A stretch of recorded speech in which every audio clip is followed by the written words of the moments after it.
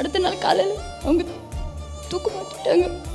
என் அண்ணா தான் எனக்கு எல்லாமே சொல்லி கொடுத்துருக்காரு. ஆக்சுவலி அப்பா அம்மா பிரியும் போது எனக்கு வந்து ரொம்ப ட்ராமாவாக இருந்தது. எனக்கு அது ஸ்ட்ரகிள் பண்ணி வெளியில் வர முடியல. அப்போது அப்பா வேறு கல்யாணம் பண்ணிக்கிறேன்னு சொல்லும்போது அப்பா கூட தான் இருந்தது நாங்கள் 2 பேரும். அப்போது என் அப்பா கல்யாணம் பண்ணிட்டாரு. பயங்கர ஸ்ட்ரகிளாக இருந்தது எங்களுக்கு. ஏன்னா ஸ்டெப் மதர் வந்து அது பெரிய பிரச்சனையாக இருந்தது. அதுக்கப்புறம் தான் என்கிட்ட என் அண்ணா சொல்லுவார், நம்ம வாழ்ந்து காமிச்சு கொடுத்துடணும். ஏன்னா அவங்க 2 பேரும் லவ் பண்ணிட்டு இருந்தாங்க. எனக்கு அது தெரியவே இல்லை. அண்ணா இறந்து அடுத்த நாள் காலையில் அவங்க தூக்கு மாட்டிட்டாங்க, இறந்து போயிட்டாங்க.